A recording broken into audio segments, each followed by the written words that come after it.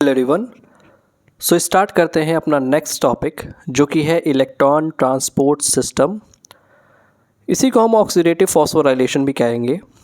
ऐसा क्यों, अभी हमें समझ में आ जाएगा। सो बच्चों, होना क्या है, इलेक्ट्रॉन ट्रांसपोर्ट सिस्टम हम पढ़ते क्यों हैं, इसकी ज़रूरत क्या है, इसकी साइट क्या है, किस जगह पे हो रहा है और ये क्यों हो रहा, इन सारी बातों को हम धीरे धीरे समझने की कोशिश करते हैं। बेसिक सी बात आपको पता है कि हमने ग्लाइकोलिसिस करा लिया, हमने क्रैब साइकिल भी करा दिया, हमने बीच में लिंक रिएक्शन भी देख लिया था। बच्चों, ये सारे रिएक्शन जो आपने देखे थे, हमने प्रॉमिस तो ये करा था कि एरोबिक रेस्पिरेशन होगा तो लार्ज अमाउंट में एटीपी हमें बनते हुए देखने को मिलेगा। बट आप मुझे बताइए कि अगर हम एक ग्लूकोज की मॉलिक्यूल को लेके चलते हैं, उसका ग्लाइकोलिसिस कराएं, उसका लिंक रिएक्शन कराएं, उसका क्रैब साइकिल कराएं, तो कितने एटीपी कितने एनएडीपीएच प्रोड्यूस हुए थे? तो इसका जवाब है कि कुल हमने कैलकुलेशन देखा था तो 10 NADH और 2 FADH2 और 4 ATP जनरेट हुए थे, जिसमें से 2 ATP ग्लाइकोलिसिस वाले हैं और 2 ATP हमारे क्रैब साइकिल वाले हैं। ये आपको कैलकुलेशन होप समझ में आया होगा। जब आप आगे रिस्पायरेटरी बैलेंस शीट पढ़ेंगे तो मैं आपको दोबारा इस बात को समझा दूंगा, ठीक है? तो इसकी चिंता बिल्कुल मत करिए। अब देखिए कि हमने ग्लाइकोलिसिस कराया, हमने लिंक रिएक्शन कराया, हमने क्रैब साइकिल कराया, तो एटीपी तो बहुत ही कम बना। भाई, एटीपी तो बहुत ही कम बना और हमने ये कहा था आपसे कि एटीपी का जनरेशन बहुत ही ज़्यादा होगा। बच्चों, FADH2, NADH ये एनर्जी के डिफरेंट फॉर्म्स हैं। हमारा शरीर जो है, हमारी बॉडी की जो सेल है, किसी भी एक्शन के लिए एटीपी का इस्तेमाल करता है। याद रखिएगा कि हमारा जो शरीर है वो एटीपी का इस्तेमाल करता है, इनका इस्तेमाल नहीं करता, इनका यूज़ नहीं करता एनर्जी के सोर्स के तौर पे। तो हमें मतलब किससे है? हमें मतलब है केवल एटीपी से। लेकिन हमने सारी रिएक्शन करा डाली। भैया, हमने ग्लाइकोलिसिस कर लिया, लिंक रिएक्शन कर लिया, क्रैब साइकिल कर ली, लेकिन एटीपी बहुत ज़्यादा नहीं मिला। तो अब हमारा मोटिव क्या होगा? हमारा मोटिव ये होगा कि हम एनर्जी के जो डिफरेंट फॉर्म्स हैं अपार्ट फ्रॉम एटीपी, यानी अगर हम एटीपी के अलावा देखें तो NADH और FADH2 ये जो एनर्जी के दूसरे मॉलिक्यूल्स हैं, इनको हम किस में कन्वर्ट करेंगे? इनको हम एटीपी के फॉर्मेशन में इस्तेमाल करेंगे। इलेक्ट्रॉन ट्रांसपोर्ट सिस्टम में एक्चुअल में हम इन्हीं कंपाउंड से, NADH से, FADH2 से, इनका ऑक्सीडेशन कराते हैं और इस ऑक्सीडेशन के थ्रू एटीपी का फॉर्मेशन होता है। इसीलिए देखिए, हमने इसको ऑक्सीडेटिव फॉस्फोराइलेशन भी बोला है। फॉस्फोराइलेशन का मतलब ऑलरेडी मैंने आपको फोटोसिंथेसिस वाले चैप्टर में बताया था कि ADP प्लस इनऑर्गेनिक फॉस्फेट से ATP के बनने को फॉस्फोराइलेशन कहते हैं। ऑक्सीडेटिव फॉस्फोराइलेशन क्यों बोला? क्योंकि इनका ऑक्सीडेशन होगा और इनके ऑक्सीडेशन से प्रोटॉन ग्रेडियंट क्रिएट होगा, H+ का डिफरेंस क्रिएट होगा, जिसे हम प्रोटॉन ग्रेडियंट कह रहे हैं। जैसा कि फोटोसिंथेसिस में कीमोसिंथेटिक हाइपोथेसिस हमने पढ़ी थी, तो ल्यूमेन में थैलाकॉइड के और स्ट्रोमा में प्रोटॉन का डिफरेंस था, और जब वो प्रोटॉन का डिफरेंस ब्रेक हो रहा था तो ATP का फॉर्मेशन हो रहा था। ये बात दिमाग में अपने रखिएगा। यही कुछ हमारा यहाँ पे भी होगा और इससे हम ATP बनवाएंगे। तो अगर मैं आपसे पूछूं कि इलेक्ट्रॉन ट्रांसपोर्ट सिस्टम में की ज़रूरत क्यों है, क्योंकि जो एनर्जी के बच्चों डिफरेंट फॉर्म्स हैं FADH2, NADH, इसको हम किसी तरीके से ऑक्सीडाइज करवाएंगे और क्या करेंगे कि ऑक्सीडेशन से हम जो इससे एनर्जी निकलेगी उससे ATP का जनरेशन करेंगे, उससे ATP का फॉर्मेशन करेंगे। कैसे होगा ये धीरे धीरे रिवील होगा आपके सामने। असल में होता ये है कि जो ये इलेक्ट्रॉन ट्रांसपोर्ट सिस्टम है बच्चों, ये जो हमारा इलेक्ट्रॉन ट्रांसपोर्ट सिस्टम है बच्चों, इसकी जो साइट होती है, इसकी जो लोकेशन होती है, वो क्या होती है? वो होती है इनर मेम्ब्रेन ऑफ माइटोकॉन्ड्रिया। इसकी साइट क्या होती है? इसकी साइट होती है इनर मेम्ब्रेन ऑफ माइटोकॉन्ड्रिया। ये इसकी साइट होती है। ये बात दिमाग में रखिएगा। अगर मैं आपसे क्रैब साइकिल की साइट पूछता तो आप मैट्रिक्स ऑफ माइटोकॉन्ड्रिया कहते। होपफुली आपको सारी बात रिमेंबर होगी कि माइटोकॉन्ड्रिया की 2 मेम्ब्रेन थी, एक आउटर मेम्ब्रेन, एक inner membrane. Inner membrane infoldings बनाती है, सरफेस एरिया को इंक्रीज़ करने के लिए, जिसको क्रिस्टा या क्रिस्टे कहते हैं। ये हमारा मैट्रिक्स है, ठीक है। होपफुली आपको सब दिख रहा होगा। ये हमारी आउटर मेम्ब्रेन है, ये हमारी इनर मेम्ब्रेन है, दोनों के बीच के स्पेस को इंटर मेम्ब्रेनस स्पेस बोला था, और ये हमारी मैट्रिक्स है, ठीक है। होपफुली आपको ये बात याद होगी। तो ये जो इनर मेम्ब्रेन है हमारी माइटोकॉन्ड्रिया की, ये साइट होती है बच्चों इलेक्ट्रॉन ट्रांसपोर्ट सिस्टम की। असल में नाम बता रहा है इलेक्ट्रॉन ट्रांसपोर्ट सिस्टम। बच्चों होता ये है कि ये जो इनर मेम्ब्रेन है, लेट्स सपोज ये हमारी इनर मेम्ब्रेन ऑफ माइटोकॉन्ड्रिया है, तो बच्चों इसमें होता ये है कि इसमें प्रोटीन के कॉम्प्लेक्सेस प्रेजेंट होते हैं। क्या प्रेजेंट होते हैं? प्रोटीन के कॉम्प्लेक्सेस प्रेजेंट होते हैं। यानी इस इनर मेम्ब्रेन जो होती है माइटोकॉन्ड्रिया की, उसके अंदर प्रोटीन के कॉम्प्लेक्स प्रेजेंट होते हैं। कॉम्प्लेक्स का मतलब होता है जब कई सारे प्रोटीन एक साथ एसोसिएटेड होते हैं तो उसे प्रोटीन का कॉम्प्लेक्स हम कह सकते हैं, ठीक है। बच्चों ये जो NADH का मॉलिक्यूल था, ये जो FADH2 का मॉलिक्यूल था, इनका हम ऑक्सीडेशन करेंगे तो ये NAD पॉजिटिव में FAD पॉजिटिव में ऑक्सीडाइज होंगे। और जब बच्चों ये ऐसा करेंगे तो ये क्या रिलीज़ करेंगे बच्चों? तब ये इलेक्ट्रॉन रिलीज़ करेंगे जो कि एनर्जेटिक इलेक्ट्रॉन है, जिसके पास एनर्जी है। साथ ही साथ ये H+ रिलीज़ करेंगे। ये जो प्रोटॉन है इसकी पंप हम करेंगे, इसको हम मैट्रिक्स ऑफ माइटोकॉन्ड्रिया से इसको हम इंटर मेम्ब्रेनस स्पेस में भेजेंगे। अब आपको बात समझ में आई होगी होपफुली। मैं फिर से इसको ड्रॉ करके आपको समझाने की कोशिश करता हूँ। लेट्स सपोज बच्चों कि ये मेरी ये मेरी आउटर मेम्ब्रेन है बच्चों, ये बच्चों इनर मेम्ब्रेन ऑफ माइटोकॉन्ड्रिया है, ठीक है। और बच्चों ये मेरा मैट्रिक्स है, ये मैट्रिक्स ऑफ माइटोकॉन्ड्रिया है। भाई ग्लाइकोलिसिस सेल के साइटोसोल में हुई, ये हमारा सेल का साइटोसोल है मान लो। फिर लिंक रिएक्शन हुआ, फिर क्रेब्स साइकिल हुई, और ये क्रेब्स साइकिल की साइट है मैट्रिक्स ऑफ माइटोकॉन्ड्रिया। ये बात आपको पता है। आपको ये बात याद रखनी है कि जब सारे प्रोसेसेस हुए, साइटोसोल में ग्लाइकोलिसिस हुई, फिर लिंक रिएक्शन हुआ, फिर मैट्रिक्स ऑफ माइटोकॉन्ड्रिया में क्रेब्स साइकिल हुई, तो सारा जो ये एनर्जी के डिफरेंट फॉर्म्स थे जैसे कि NADH, FADH2, ये कहाँ पे प्रेजेंट है? ये याद रखिएगा कि ये मैट्रिक्स ऑफ माइटोकॉन्ड्रिया में प्रेजेंट है, ठीक है। तो बच्चों ये बात उठ के आती है कि ये जो NADH है, ये जो FADH2 है, ये जो एनर्जी के डिफरेंट फॉर्म्स है बच्चों, अब हमें क्या करना है? इनका ऑक्सीडेशन करवाएंगे, और जब ये ऑक्सीडाइज होंगे बच्चों तो ये H+ और इलेक्ट्रॉन निकालेंगे। ये H+ जो है उसको हम पंप करा देंगे इस स्पेस में। ये जो H+ है उसको हम यहाँ लेते आएंगे। बच्चों ये H+ कहाँ पे है? तो ये H+ प्रेजेंट है इंटर मेम्ब्रेनस स्पेस में। इंटर मतलब बिटवीन। एक वर्ड और होता है इंट्रा। इंट्रा का मतलब होता है विथिन, ठीक है। जैसे लेट्स सपोज किसी कमरे के अंदर कोई सामान रखा है, लेट्स सपोज कोई टेबल रखी है, तो टेबल जो है वो विथिन द रूम है, ठीक है, तो उसको हम इंट्रा वर्ड यूज़ करेंगे।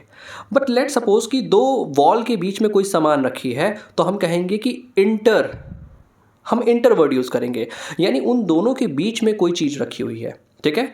तो इंटर मेम्ब्रेनस स्पेस का मतलब होता है कि ये वाली एक मेम्ब्रेन और इसके बीच का जो स्पेस है इसे बोलते हैं इंटर मेम्ब्रेनस स्पेस। बट अगर कोई चीज़ यहाँ पे मौजूद हो, लेट्स सपोज कि मेम्ब्रेन के अंदर मौजूद है, तो इसे हम बोलेंगे इंट्रा मेम्ब्रेनस स्पेस। क्या बोलेंगे उसे? इंट्रा वर्ड यूज़ करेंगे उसके लिए जब विथिन की बात हम करते हैं। तो होपफुली आपको इतनी बात समझ में आई होगी।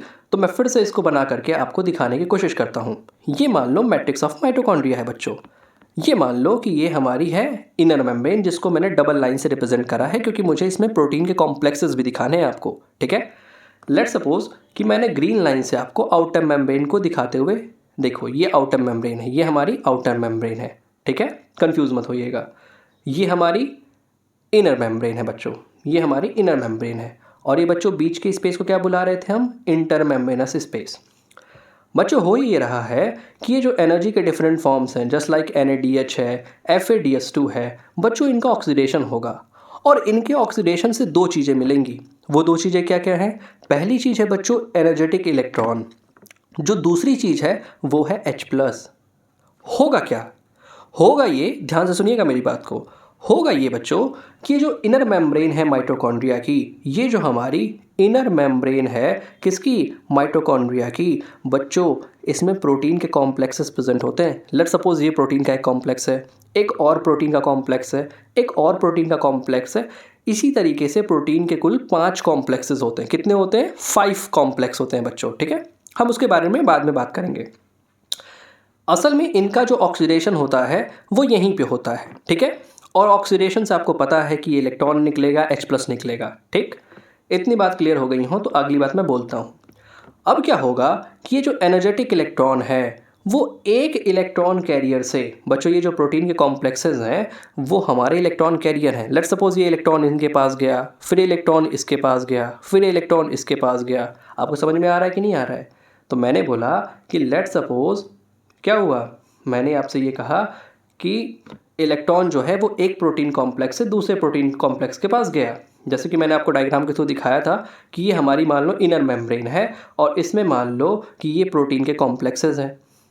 तो NADH FADH2 का जो ऑक्सीडेशन हुआ हमारा मैट्रिक्स ऑफ माइटोकॉन्ड्रिया में, उससे जो इलेक्ट्रॉन निकला, ये इलेक्ट्रॉन एक प्रोटीन कॉम्प्लेक्स से दूसरे प्रोटीन कॉम्प्लेक्स, दूसरे से तीसरे प्रोटीन कॉम्प्लेक्स, ऐसे करते करते, अभी सीक्वेंस क्या होता है वो हमको समझ में आएगा।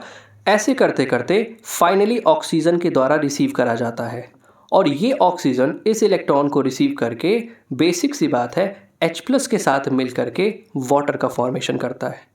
अभी तक आप सोच रहे होंगे कि हमने एरोबिक रेस्पिरेशन की बात तो करी थी, बट कहीं पे भी हमने ऑक्सीजन की बात नहीं कही। भाई एरोबिक रेस्पिरेशन करा रहे हो, ग्लूकोज लिया, 6O2 के साथ रिएक्ट कराया तो 6CO2 6H2 और एनर्जी मिलती है। बट क्या कहीं पे भी ग्लाइकोलिसिस में, क्रेब्स साइकिल में, लिंक रिएक्शन में हमने ऑक्सीजन की बात करी थी? नहीं बच्चों, ऑक्सीजन की बात करी ही नहीं थी। ऑक्सीजन इसलिए ज़रूरी है क्योंकि ये जो ऑक्सीजन है, आप देखोगे, मैं भी एक बार बता देता हूँ एंड जब दोबारा आएगा तो आपको और अच्छे से क्लियर होगा। ये जो ऑक्सीजन का मॉलिक्यूल है वो इस इलेक्ट्रॉन को, पहली बात तो ये जो एनर्जेटिक इलेक्ट्रॉन ट्रेवल कर रहा है हमारा, इस इलेक्ट्रॉन को रिसीव करने वाला फाइनल, कह सकते हो कि एक्सेप्टर है। इलेक्ट्रॉन का फाइनल एक्सेप्टर हमारा ऑक्सीजन का मॉलिक्यूल है। साथ ही साथ ये जो H+ आ रहा है, इस H+ को भी हटाएगा। ये H+ कहाँ से आया ये भी हम समझेंगे, बट अभी के लिए इतना याद रखिए कि ये ऑक्सीजन ही हमारा वो फाइनल मॉलिक्यूल है जो इस इलेक्ट्रॉन को एक्सेप्ट करके इस इलेक्ट्रॉन के दौड़ा भागी को रोकेगा। भाई इलेक्ट्रॉन देखिए, एक कॉम्प्लेक्स से दूसरे कॉम्प्लेक्स में, तीसरे कॉम्प्लेक्स में, चौथे कॉम्प्लेक्स में ऐसे भाग रहा है बेचारा। फाइनली ऑक्सीजन ही इस इलेक्ट्रॉन को पकड़ेगा और इस इलेक्ट्रॉन को आगे जाने से रोकेगा और एक्सेप्ट करके वाटर का फॉर्मेशन कर देगा। बात क्लियर हुई कि नहीं हुई? ये H+ कहाँ से आए ये अभी हम डिस्कस करेंगे, ठीक है। उससे पहले आप ये समझो कि हुआ क्या। मैंने आपसे कहा कि असल में ये let suppose inner membrane of mitochondria है। ध्यान से सुनिएगा, अगर आप अभी समझ गए तो फिर आपको NCERT पढ़ने में रत्ती भर भी टाइम नहीं लगेगा, ठीक है। तो ये जो इनर मेम्ब्रेन ऑफ माइटोकॉन्ड्रिया है बच्चों, मैंने ऑलरेडी आपसे बोला कि इसमें प्रोटीन के कॉम्प्लेक्सेस होते हैं। लेट सपोज ये कॉम्प्लेक्स नंबर 1 है। क्या है ये कॉम्प्लेक्स नंबर बच्चों? 1 है, ठीक है। मैं कॉम्प्लेक्स नहीं लिखूंगा, मैं 1 2 रोमन अंकों में इसको रिप्रेजेंट कर दूंगा, आप समझ जाइएगा। लेट सपोज ये कॉम्प्लेक्स नंबर 2 है। लेट सपोज ये कॉम्प्लेक्स नंबर 3 है। लेट सपोज ये कॉम्प्लेक्स नंबर 4 है सॉरी। और लेट सपोज ये कॉम्प्लेक्स नंबर 5 है, ठीक है।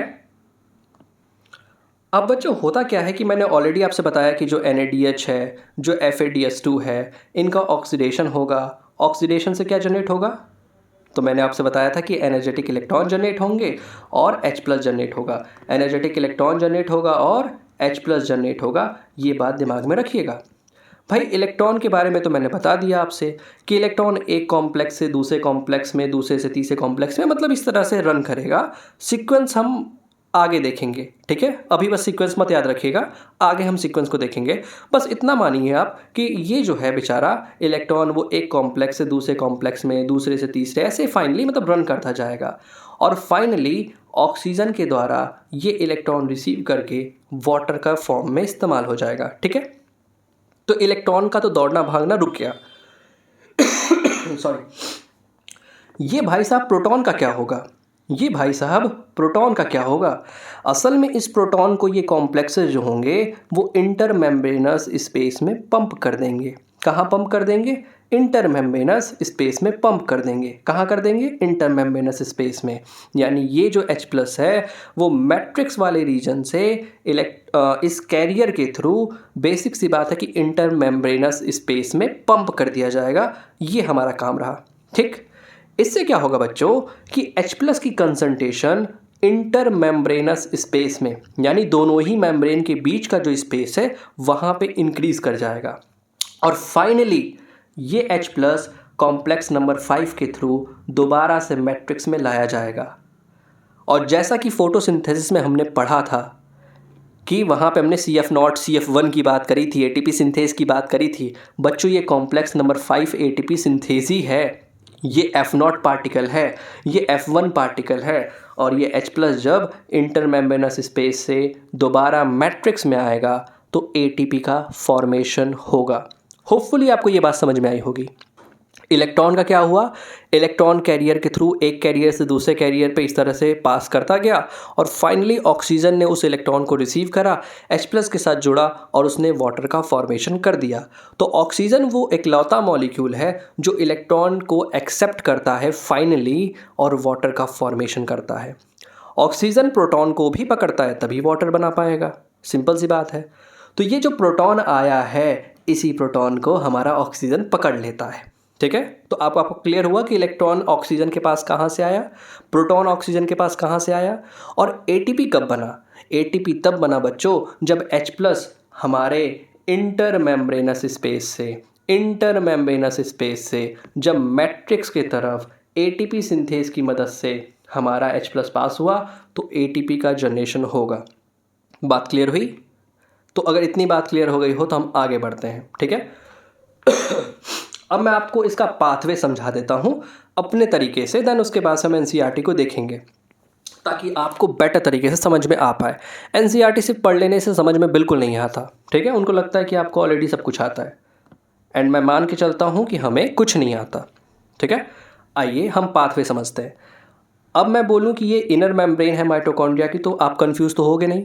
ठीक है बच्चों, इसमें से सबसे पहले हम बात करते हैं कॉम्प्लेक्स नंबर 1 की। ये क्या है बच्चों? कॉम्प्लेक्स नंबर 1 है। कॉम्प्लेक्स नंबर 1 है, इसको मैंने सिर्फ रोमन अंकों में 1 शाइन से शो कर दिया है।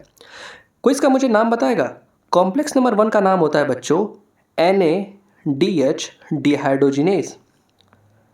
NADH डिहाइड्रोजिनेज इसका नाम होता है बच्चों इसका। ठीक है, ये असल में एक एंजाइम है जो कि ऑक्सीडेशन रिडक्शन के साथ इन्वॉल्व होता है। जब भी ऑक्सीडेशन या रिडक्शन होती है रिएक्शन में तो डिहाइड्रोजिनेज नाम के ही एंजाइम आके काम करते हैं।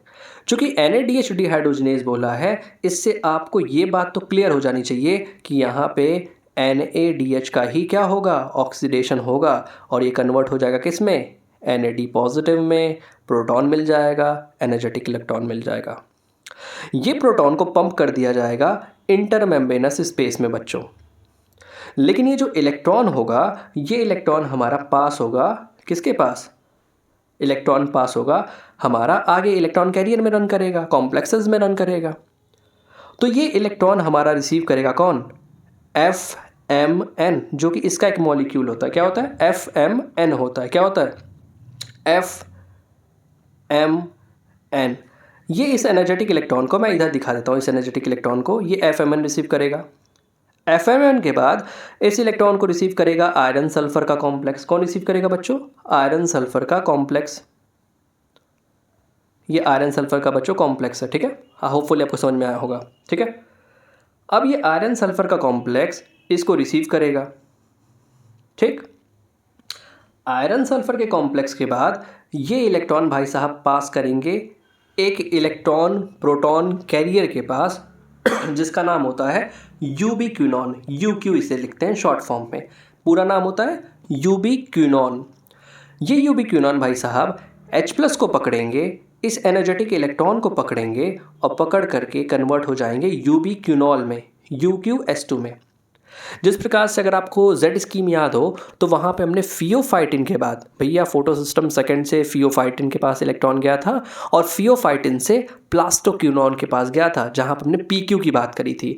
फिर वो पीक्यू क्या करता था, प्रोटॉन पकड़ता था स्टोमा वाले साइड से, एनर्जेटिक इलेक्ट्रॉन को पकड़ता था और प्लास्टोक्यूनॉल में बदलता था, एंड दोबारा प्लास्टोक्यूनॉल से प्लास्टोक्यूनॉन बनता था तो H+ को ल्यूमेन में भेज दिया जाता था थैलाकॉइड के, जिससे कि प्रोटॉन का ग्रेडियंट क्रिएट होता था और इलेक्ट्रॉन आगे साइटोक्रोम B6 एंड F के पास, हाँ उनके पास होता था, जैसा हमने वहाँ पे बात करी थी। वहाँ प्लास्टोक्यूनॉन था बच्चों, यहाँ पे यूबीक्यूनॉन है। ये यूबीक्यूनॉन से UqS2 बन गया, प्रोटॉन को पकड़ा उसने, इलेक्ट्रॉन को पकड़ा और ये बन गया। अब क्या होगा बच्चों, यहीं पे आपको एक इम्पॉर्टेंट बात ये याद रखनी है कि एक और कॉम्प्लेक्स होता है, कॉम्प्लेक्स नंबर 2। कौन सा? Complex number 2। अब कॉम्प्लेक्स नंबर 2 को मैं थोड़ा दिखाता हूँ यहाँ पे। ये लेट सपोज बच्चों ये कॉम्प्लेक्स नंबर 2 है। इस कॉम्प्लेक्स नंबर 2 का कोई मुझे नाम बताएगा? कॉम्प्लेक्स नंबर 2 का नाम होता है बच्चों सक्सीनिक डिहाइड्रोजिनेज। एक सिंगल स्क्रीन पे सब कुछ दिखा पाना मुश्किल है, बट स्टिल अगर आप सीक्वेंस को फॉलो करेंगे तो आपको पूरी स्टोरी समझ में आ जाएगी। सक्सीनिक डिहाइड्रोजिनेज बच्चों इसका नाम होता है, नाम स्पेलिंग आप देख लीजिएगा प्लीज़। इसका नाम सक्सीनिक डिहाइड्रोजिनेज है बच्चों। अगर आपको याद हो क्रेब्स साइकिल में, तो क्रेब्स साइकिल में जब हम सक्सीनिक एसिड से फ्यूमेरिक एसिड बनाते थे तो क्या निकलता था, NADH या FADS2? तो इसका जवाब है FADS2। Very good. तो FADS2 जो हमारा भाई साहब होते थे वहाँ पे, कौन? FADS2 जो होता था वहाँ पे, वो फॉर्म होता था जब सक्सीनिक एसिड से फ्यूमेरिक एसिड बनता था। जब सक्सीनिक एसिड से बच्चों फ्यूमेरिक एसिड बनता था तो वहाँ पे क्या होता था बच्चों, FADS2 निकलता था। इस FADS2 का ऑक्सीडेशन कॉम्प्लेक्स नंबर 2 के द्वारा किया जाता है। ये बात दिमाग में रखिएगा आप। कॉम्प्लेक्स नंबर 1 से किसका हुआ ऑक्सीडेशन? NADH का बच्चों, NADH का। लेकिन कॉम्प्लेक्स नंबर 2 से किसका ऑक्सीडेशन हुआ? FADS2 का। किसका हुआ बच्चों? FADS2 का ऑक्सीडेशन हुआ। ये बात दिमाग में रखिएगा। अब ये इलेक्ट्रॉन यहाँ से रन करेगा और ये एनर्जेटिक इलेक्ट्रॉन रिसीव कर दिया जाएगा यूबीक्विनॉन के द्वारा ही। यानी आपको इतनी बात याद रखनी है कि कॉम्प्लेक्स नंबर 1 हो चाहे कॉम्प्लेक्स नंबर 2 हो, दोनों ने ही एनर्जेटिक इलेक्ट्रॉन को भेजा किसके पास? यूबीक्विनॉन के पास। और यूबीक्विनॉन ने यूबीक्विनॉल बना लिया। यूबीक्विनॉल से यूबीक्विनॉन में दोबारा बदलेगा, ये प्रोटॉन को पंप कर देगा बाहर की तरफ, जिसको हम इंटरमेम्ब्रेनस स्पेस कह रहे हैं, और इलेक्ट्रॉन को पास कर देगा कॉम्प्लेक्स नंबर 3 के पास। ठीक, तो अभी तक मैंने जितनी बात बताई आपसे उसको शॉर्ट फॉर्म में लिखता हूँ सॉरी, ताकि आपको समझ में आ जाए। मैंने बोला कि कॉम्प्लेक्स नंबर 1 हो चाहे कॉम्प्लेक्स नंबर 2 हो, दोनों ने एनर्जेटिक इलेक्ट्रॉन किसको पहुंचाया? दोनों ने एनर्जेटिक इलेक्ट्रॉन पास करा UQ के पास, यूबीक्विनॉन के पास। यूबीक्विनॉन ने प्रोटॉन और इस इलेक्ट्रॉन को पकड़ करके, बेसिक सी बात है, यूबीक्विनॉल में बदल गया। यूबीक्विनॉल से दोबारा ये यूबीक्विनॉन में बदलेगा तो बेसिक सी बात आपको पता है कि ये एनर्जेटिक इलेक्ट्रॉन निकालेगा और H+ निकालेगा। तो बच्चों ये H+ तो चला जाता है इंटरमेम्ब्रेनस स्पेस में, जैसा कि ऑलरेडी आपको पता है। लेकिन ये जो इलेक्ट्रॉन है वो किसके द्वारा रिसीव कर दिया गया? कॉम्प्लेक्स नंबर 3 के द्वारा। किसके द्वारा? कॉम्प्लेक्स नंबर 3 के द्वारा। अब हम कॉम्प्लेक्स नंबर 3 के स्ट्रक्चर को देखते हैं, ठीक है। अब क्या है कि लेट सपोज ये मेरा कॉम्प्लेक्स नंबर 3 है। आप सीक्वेंस को प्लीज़ फॉलो करते रहिएगा। ये कॉम्प्लेक्स नंबर, ये हमारी इंटरमेम्ब्रेनस स्पेस है बच्चों, और ये हमारी कॉम्प्लेक्स नंबर 3 है, ठीक है। कॉम्प्लेक्स नंबर 3 में जो यूबीक्विनॉन से इलेक्ट्रॉन आया था, ठीक है, यूबीक्विनॉन से जो इलेक्ट्रॉन आया था वो रिसीव करा जाएगा किसके द्वारा? साइटोक्रोम B के द्वारा। किसके द्वारा बच्चों? साइटोक्रोम B के द्वारा। फिर ये इलेक्ट्रॉन, ये क्या है बच्चों? कॉम्प्लेक्स नंबर 3 है, ये कंफ्यूज मत करिएगा आप, ठीक है। साइटोक्रोम B के बाद ये इलेक्ट्रॉन जाएगा किसके पास? आयरन सल्फर कॉम्प्लेक्स के पास जाएगा। आयरन सल्फर कॉम्प्लेक्स से इलेक्ट्रॉन पास करेगा साइटोक्रोम C1 के पास। किसके पास? साइटोक्रोम C1 के पास। मैं दोबारा से इस सीक्वेंस को दिखाता हूँ आपको, ताकि आपको अच्छे तरीके से ये बात समझ में आ जाए कि मैंने बोला कि कॉम्प्लेक्स नंबर 3 को मैं थोड़ा और बड़ा दिखा दूँ क्या? थोड़ा सा बड़ा और दिखाता हूँ ताकि आपको क्लियर हो सके। ये मान लो हमारी इनर मेम्ब्रेन है माइटोकॉन्ड्रिया की, और ये हमारा कॉम्प्लेक्स नंबर 3 है बच्चों।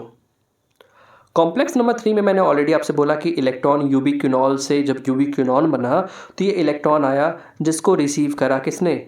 साइटोक्रोम बी के द्वारा।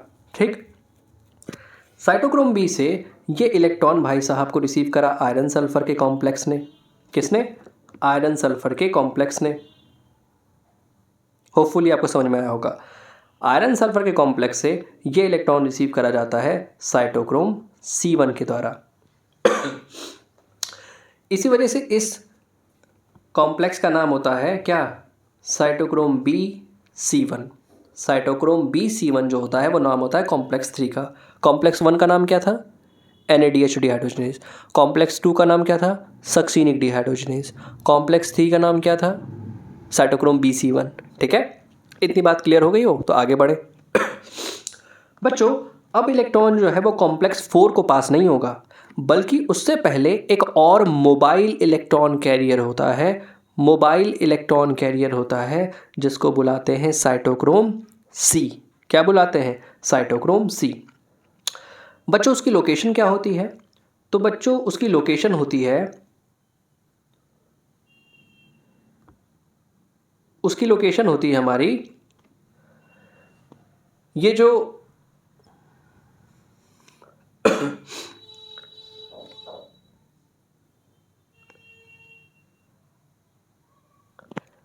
इनर मेम्ब्रेन है माइटोकॉन्ड्रिया की, इसकी आउटर साइड ये पेरिफेरल प्रोटीन की तरह होता है। ठीक है, मैं थोड़ा सा फिर से स्क्रीन को सही करता हूँ। तो क्या बताई हमने कि कॉम्प्लेक्स नंबर 3 था। सॉरी बीच में रोकने के लिए, बट ये कॉम्प्लेक्स नंबर 3 था। अब आपको समझ में आ गया होगा कि कॉम्प्लेक्स नंबर 3 हम बोल रहे हैं तो किसकी बात कर रहे हैं? कॉम्प्लेक्स नंबर 3 था जिसमें कि हमने साइटोक्रोम BC1 की बात करी थी। इससे इलेक्ट्रॉन पास हुआ किसके पास? इससे इलेक्ट्रॉन पास होता है बच्चों एक मोबाइल इलेक्ट्रॉन कैरियर होता है जिसका नाम होता है साइटोक्रोम C। साइटोक्रोम C के द्वारा। किसके द्वारा? साइटोक्रोम C के द्वारा रिसीव करा जाता है, जो कि जिसकी लोकेशन क्या है बच्चों? तो बच्चों, ऑलरेडी आपको पता है कि ये इनर मेम्ब्रेन ऑफ माइटोकॉन्ड्रिया है। बच्चों, आपको पता है कि ये इंटर मेम्ब्रेनस स्पेस है।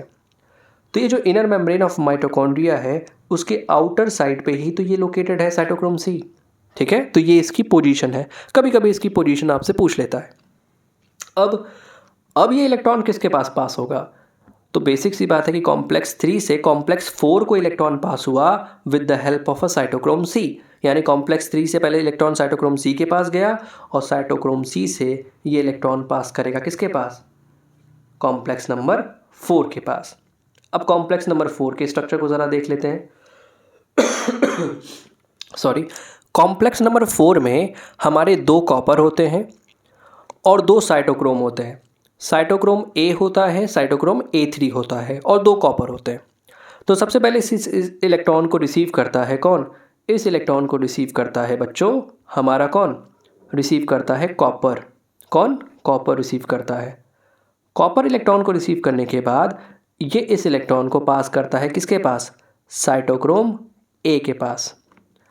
साइटोक्रोम A से इलेक्ट्रॉन पास करता है साइटोक्रोम A3 के पास, और साइटोक्रोम A3 से ये इलेक्ट्रॉन पास करता है कॉपर के पास।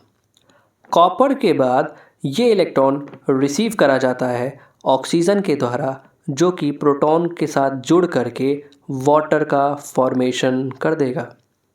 तो इस तरीके से हमारा जो इलेक्ट्रॉन होता है वो फाइनली ऑक्सीजन के मॉलिक्यूल के द्वारा रिसीव कर लिया जाता है और वाटर का फॉर्मेशन हो जाता है। H+ कहाँ से आया? तो वो बच्चों मैंने ऑलरेडी आपको समझाया था कि जब इंटर मेम्ब्रेनस स्पेस में प्रोटॉन पंप हो रहे थे इलेक्ट्रॉन कैरियर्स के द्वारा, तो वही प्रोटॉन ATP सिंथेस की मदद से हमारे मैट्रिक्स में लाया जाएगा। ठीक है, खैर। तो अभी तक आपको ये बात तो क्लियर हो जानी चाहिए थी कि कॉम्प्लेक्स 1 हो, चाहे 2 हो, चाहे 3 हो, चाहे 4 हो, इनका काम था इलेक्ट्रॉन का कैरियर के तौर पे काम करना, यानी इलेक्ट्रॉन को एक से दूसरे को पास करना। लेकिन हमने कॉम्प्लेक्स 5 की बात तो करी ही नहीं। ठीक, अब हम बात करेंगे कॉम्प्लेक्स नंबर 5 की। आप इसको पैटर्न को फिर से देख लीजिएगा, मैं एक बार रिपीट करवा देता हूँ। कॉम्प्लेक्स 1 हो चाहे कॉम्प्लेक्स 2 हो, एक को बोला हमने NADH डिहाइड्रोजनेस, एक को बोला सक्सीनिक डिहाइड्रोजनेस। एक जगह पे NADH का ऑक्सीडेशन हुआ, दूसरी जगह पे FADH2 का ऑक्सीडेशन हुआ। इनके ऑक्सीडेशन से जो इलेक्ट्रॉन मिला वो किसने रिसीव करा? यूबिक्विनॉन ने। यूबिक्विनॉन प्रोटॉन और इलेक्ट्रॉन को पकड़ करके यूबिक्विनॉल में चेंज हो गया। वो जब दोबारा यूबिक्विनॉन में बदलेगा तो प्रोटॉन को पास कर देगा बाहर इंटरमेम्ब्रेनस स्पेस में, इलेक्ट्रॉन को पास कर देगा कॉम्प्लेक्स 3 के पास, जिसमें साइटोक्रोम B है, आयरन सल्फर कॉम्प्लेक्स है एंड साइटोक्रोम C1 है। कॉम्प्लेक्स 1 में क्या पार्टिकल थे? FMN था, आयरन सल्फर कॉम्प्लेक्स था। खैर, कॉम्प्लेक्स नंबर 3 ने इलेक्ट्रॉन को पास किया साइटोक्रोम C के पास, जिसकी पोजीशन क्या है? जिसकी पोजीशन है इनर मेम्ब्रेन ऑफ माइटोकॉन्ड्रिया की आउटर साइड। उसके बाद से ये इलेक्ट्रॉन पास हुआ कॉम्प्लेक्स नंबर 4 के पास, जिसका नाम होता है क्या? Cytochrome C oxidase. Complex number 4 को बोलते हैं साइटोक्रोम C ऑक्सीडेज। कंफ्यूज मत होइएगा साइटोक्रोम C में और साइटोक्रोम C ऑक्सीडेज में। साइटोक्रोम C ऑक्सीडेज कॉम्प्लेक्स 4 है, ठीक है। फिर कॉम्प्लेक्स 4 के अंदर कौन था? कॉपर के पार्टिकल थे 2 और 2 साइटोक्रोम थे।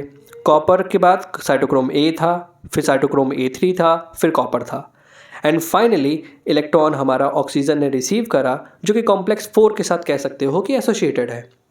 और इस ऑक्सीजन ने इलेक्ट्रॉन को रिसीव करा, प्रोटॉन को पकड़ा और वाटर का फॉर्मेशन कर दिया, ठीक है। इतनी बात क्लियर हो गई हो तो हम आगे बात करें।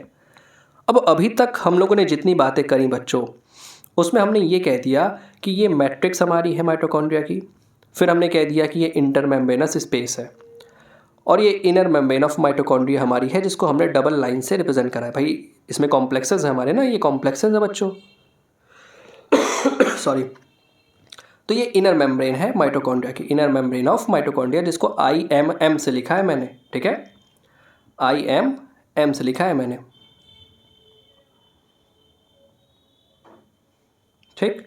ये इनर मेम्ब्रेन है माइटोकॉन्ड्रिया की। अब जब कॉम्प्लेक्सेस में इलेक्ट्रॉन हमारा एक जगह से दूसरी जगह भाग रहा था, एक कॉम्प्लेक्स से दूसरे में, दूसरे से तीसरे में, मतलब आपने पैटर्न देख लिया कि कैसे जा रहा था, तो आपने ये समझा कि ठीक है भाई साहब, हमारा जो H+ है वो यहाँ पे आ रहा था। और H+ कहाँ से आया? NADH FADH2 के ऑक्सीडेशन से। और आपने देखा इस तरीके से H+ की कंसंट्रेशन कहाँ पे इंक्रीज हो गई थी? H+ की कंसंट्रेशन इंटरमेम्ब्रेनस स्पेस में इंक्रीज हो गई थी। अब क्या होता है बच्चों कि कॉम्प्लेक्स नंबर 5 होता है एक। कॉम्प्लेक्स नंबर 5 जो होता है बच्चों, उसके 2 पार्ट होते हैं। मैं ग्रीन लाइन से रिप्रेजेंट करता हूँ बच्चों। कॉम्प्लेक्स नंबर जो 5 होता है, कॉम्प्लेक्स नंबर 5 जो होता है उसका नाम क्या होता है? कॉम्प्लेक्स नंबर 5 का नाम होता है ATP सिंथेज। लेट सपोज ये क्या है? ये कॉम्प्लेक्स नंबर 5 है बच्चों। इसका नाम क्या होता है? ATP synthase. सिंथेज क्यों वर्ड यूज़ करा गया है?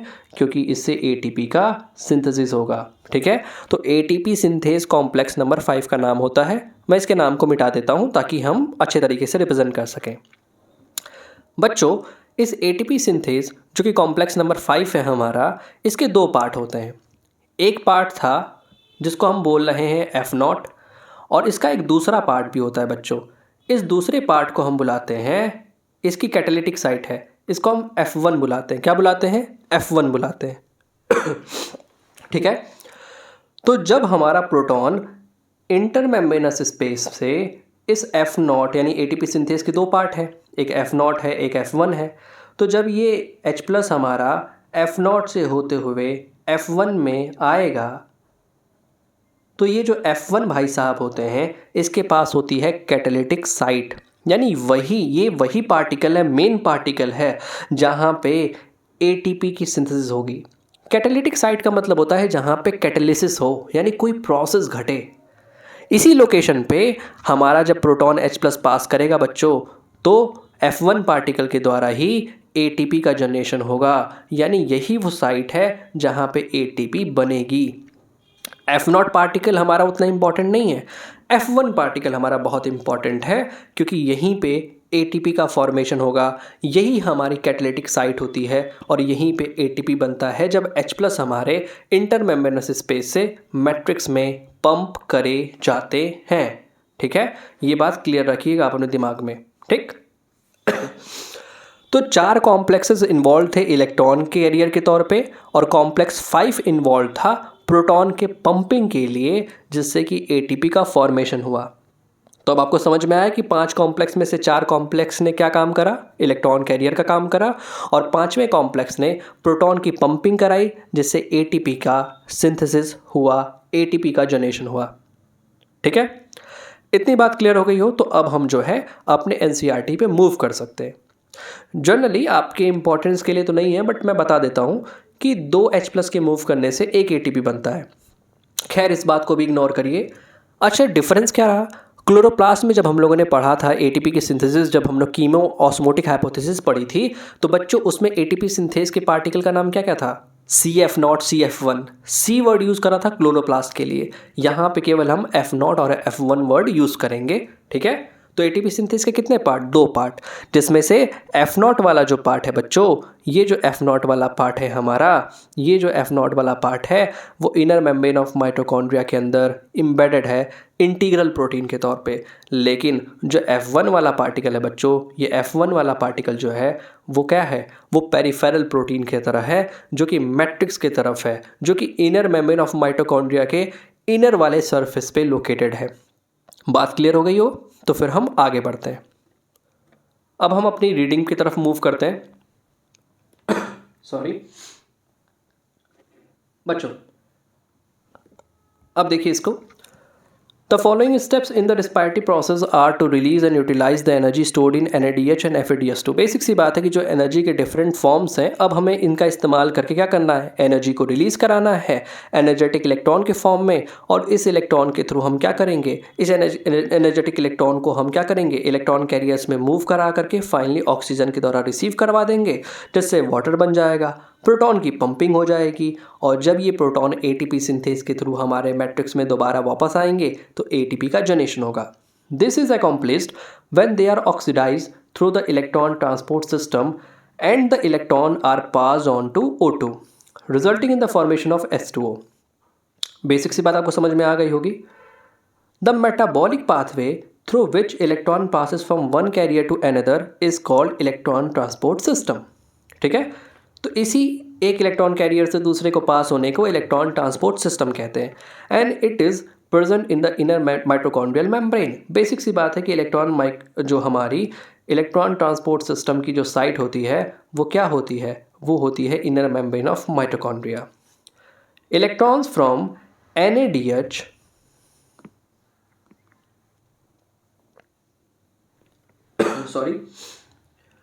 produced in the mitochondrial matrix during citric acid cycle are oxidized by NADH dehydrogenase। Basic सी बात यह है कि जो NADH हमारे citric acid cycle में या ग्लाइकोलिसिस में बना वो कॉम्प्लेक्स 1 के द्वारा ऑक्सीडाइज कर दिया जाएगा। Electrons are then transfer to ubiquinol located within the inner membrane. तो बेसिक सी बात है, इस बात को हम डायग्राम के थ्रू समझते हैं। जैसे कि आप देखिए इसमें कॉम्प्लेक्स नंबर 1 का नाम NADH डिहाइड्रोजनेज दिया है, जिसके साथ आपको इसकी ऑक्सीडेशन दिख रही है, वो NAD पॉजिटिव में कन्वर्ट हो रहा है। कौन? NADH NAD पॉजिटिव में चेंज हो रहा है, जिससे जो एनर्जेटिक इलेक्ट्रॉन निकलेंगे उसको कॉम्प्लेक्स नंबर 1 के FMN पार्टिकल ने रिसीव करा, FMN से आयरन सल्फर कॉम्प्लेक्स ने रिसीव करा, और फाइनली कॉम्प्लेक्स नंबर 1 ने इस इलेक्ट्रॉन को यूबिक्विनॉन के पास कर दिया। ठीक, इतनी बात क्लियर रखिएगा। अब क्या होगा बच्चों कि जो कॉम्प्लेक्स नंबर 2 है, जैसा मैंने आपसे बताया था कि कॉम्प्लेक्स नंबर 2 को हम सक्सीनिक डिहाइड्रोजनेज भी कहते हैं, जहाँ पे सक्सीनिक एसिड से जब फ्यूमेरिक एसिड बनता है तो FADH2 बन रहा था। उस FADH2 के ऑक्सीडेशन से जो इलेक्ट्रॉन मिलेगा वो आयरन सल्फर के कॉम्प्लेक्स के द्वारा किसको रिसीव कर दिया गया? यूबिक्विनॉन के द्वारा।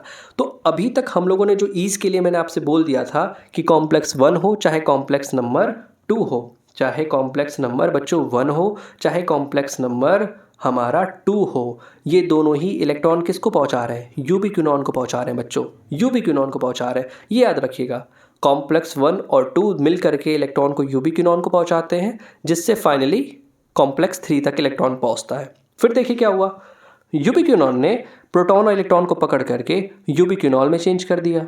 ठीक है, और इस इलेक्ट्रॉन को पास कर दिया साइटोक्रोम B के पास, जो कि कॉम्प्लेक्स 3 का हिस्सा है। कॉम्प्लेक्स 3 में क्या बातें करी थी? साइटोक्रोम B C1 इसका नाम है कि नहीं है? साइटोक्रोम बी है, आयरन सल्फर कॉम्प्लेक्स है, साइटोक्रोम C1 है। यानी कॉम्प्लेक्स 1 और 2 ने यूबीक्विनोन के थ्रू इलेक्ट्रॉन को पास करा कॉम्प्लेक्स नंबर 3 तक। इतनी बात क्लियर हुई। अब हम आगे रीड करते हैं। Electrons are then transfer to ubiquinone located within the inner membrane. ये सारी बातें आपने ऑलरेडी डिस्कस कर ली है। Ubiquinone also receives reducing equivalent via FADS2। Basic सी बात है, कॉम्प्लेक्स नंबर 2 की बात कर रहा है कि यूबीक्विनोन जो है वो इस इलेक्ट्रॉन्स को, भाई इलेक्ट्रॉन को रिसीव करने को ही, या फिर कह सकते हो H+ को रिसीव करने को हम रिडक्शन ही तो कहते हैं। चाहे इलेक्ट्रॉन को रिसीव करो चाहे H+ को रिसीव करो, उसे रिडक्शन ही कहते हैं। तो FADS2 के थ्रू भी और NADH के थ्रू भी, दोनों के थ्रू ही बेसिक सी बात है यूबीक्विनोन जो है वो रिड्यूस होगा। ठीक है। और आपको पता है कि FADS2 कब बनता है? जब सक्सीनिक एसिड से फ्यूमेरिक एसिड बनता है, उसी की बात कही गई है। द रिड्यूस्ड यूबीक्विनोन, जिसको यूबीक्विनोल भी कह रहे हैं, क्यों? क्योंकि यूबीक्विनोन जब प्रोटॉन को पकड़ेगा और इलेक्ट्रॉन को पकड़ेगा तो ये जो कीटोन फॉर्म में स्ट्रक्चर है, आपको पता है कि जब कीटोन का रिडक्शन होता है तो क्या बनता है? अल्कोहल बनता है बच्चों। कौन सा अल्कोहल? सेकेंडरी अल्कोहल बनता है गेस। खैर, कीटोन हो चाहे एल्डिहाइड हो, उसके रिडक्शन से अल्कोहल बनता है, ऐसा आपको पता है। तो वही बात इसने बोला है कि यूबीक्विनोन यूबीक्विनोल में बदल जाएगा, यानी UqS2 यूबीक्विनोल है और UQ जो है वो यूबीक्विनोन है। ठीक है। Is then oxidize within the transfer of electron to the cytochrome C via cytochrome BC1। यानी इसने ये बोला है कि यूबीक्विनोल इस इलेक्ट्रॉन को पास करेगा कॉम्प्लेक्स 3 को, और कॉम्प्लेक्स 3 से बेसिक सी बात है, कॉम्प्लेक्स 3 से बेसिक सी बात है कि ये पास कर दिया जाएगा साइटोक्रोम C के पास, जो कि एक मोबाइल इलेक्ट्रॉन कैरियर होता है। ठीक।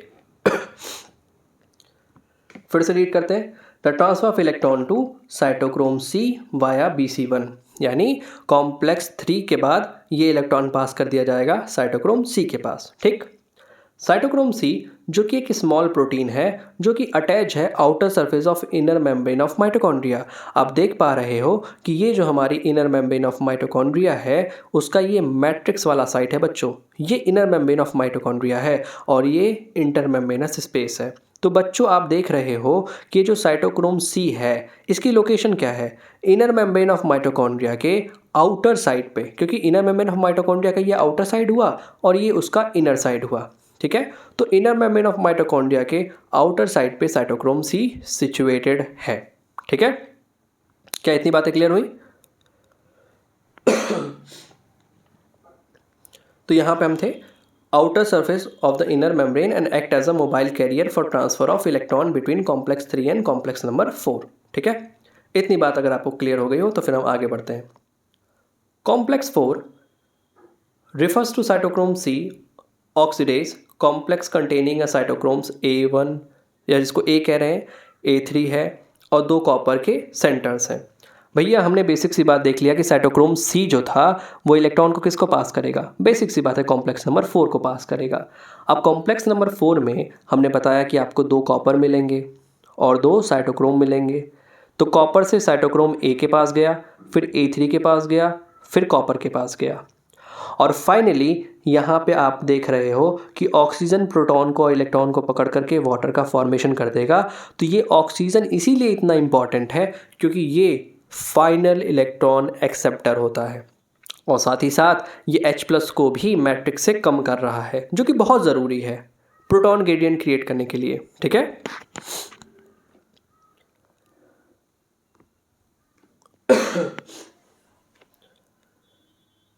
When the electron pass from one carrier to another via complex 1 to 4 in the electron transport chain, they are coupled to ATP synthase complex number 5 for the production of ATP from ADP and inorganic phosphate.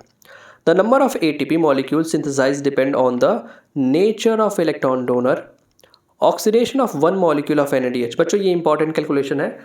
एक NADH molecule से 3 ATP receive होते हैं, एक FADS2 molecule से 2 ATP receive होते हैं, ये याद रखिएगा। एक NADH मॉलिक्यूल से 3 ATP और एक FADS2 मॉलिक्यूल से 2 ATP। ये आपके क्लास के लिए इतनी इम्पॉर्टेंट बात है। हायर क्लास में एक NADH से 2.5 ATP निकलती है एक्चुअल में, और एक FADS2 से 1.5। लेकिन आप अपने बुक पे स्टिक रहिए और याद रखिएगा कि एक NADH का मॉलिक्यूल 3 ATP और एक FADS2 का मॉलिक्यूल 2 ATP को जनरेट करता है। इसको मैं ज़रा सा हाईलाइट भी आपके लिए कर देता हूँ। तो एक NADH का मॉलिक्यूल कुल 3 ATP और एक FADS2 का मॉलिक्यूल कुल 2 ATP देता है। Although the aerobic process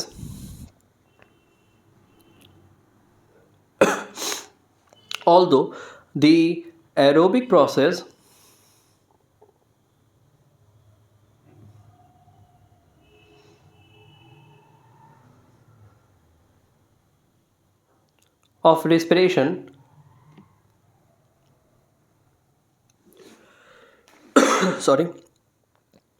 take place only in the presence of oxygen. The role of oxygen is limited to the terminal stage of the process. Yet the presence of oxygen is vital. Oxygen का मौजूद होना बहुत ज़रूरी है, क्योंकि वो क्या है, वो क्या कर रहा है, हाइड्रोजन को रिमूव कर रहा है। कैसे? बेसिक सी बात हमने बताया कि जब इंटर मेम्ब्रेनस स्पेस से मैट्रिक्स में प्रोटॉन आएगा कॉम्प्लेक्स 5 के थ्रू, तो इस H+ को भी तो कम करना पड़ेगा मैट्रिक्स में। भाई कम क्यों ना करें? लेट सपोज हमने कम नहीं करा तो क्या होगा? क्या प्रोटॉन ग्रेडियंट आगे क्रिएट हो पाएगा? नहीं हो पाएगा। भैया ATP जनरेशन के लिए ज़रूरी है कि इंटर मेम्ब्रेनस स्पेस में ज़्यादा H+ हो कंपेयर टू मैट्रिक्स की तुलना में। तो हमें मैट्रिक्स से कम करना पड़ेगा ना। और ये मैट्रिक्स से कम कौन करेगा? ऑक्सीजन, क्योंकि वही फाइनल हाइड्रोजन एक्सेप्टर भी है और फाइनल इलेक्ट्रॉन एक्सेप्टर भी है। Unlike photosphorylation, where it is the light energy that is utilized for the production of proton gradient required for phosphorylation। तो आपने देखा था कि जैसा कि फोटोसिंथेसिस में हमने पढ़ा था कि वहाँ पे वाटर की स्प्लिटिंग होती थी, H+ कंसंट्रेशन थैलाकॉइड में बढ़ता था, लाइट एनर्जी का इस्तेमाल करते थे, फोटोलिसिस होती थी ना, तो वहाँ पे H+ कंसंट्रेशन हमारा क्रिएट होता था, यानी H+ ग्रेडियंट क्रिएट होता था, और जब उसको ब्रेक करते थे तो ATP की सिंथेसिस होती थी। बट रेस्पिरेशन के बारे में हम बात करें बच्चों, तो रेस्पिरेशन में असल में NADH FADS2 का इनका ऑक्सीडेशन हुआ है, जिसके थ्रू हमारा ATP का फॉर्मेशन हुआ है बच्चों। इसी वजह से इसे हम ऑक्सीडेटिव फॉस्फोराइलेशन कहते हैं, यानी ATP का फॉर्म होना वो भी ऑक्सीडेशन के थ्रू। बात क्लियर हो गई हो इतनी, तो आगे बढ़े। You have already studied about the mechanism of membrane-linked ATP synthesis as explained by the chemoosmotic hypothesis in the earlier chapter। Basic सी बात हमारे पास है कि आपने ATP सिंथेसिस की मैकेनिज्म देखी थी वहाँ पे, CF0, CF1, ATP सिंथेसिस क्या होता है, ये सारा बात आपने पढ़ा था। As mentioned earlier, the energy released during the electron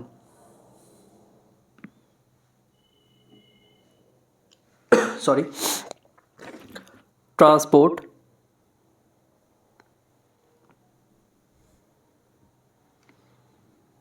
system is utilized in the synthesis of ATP with the help of ATP synthase।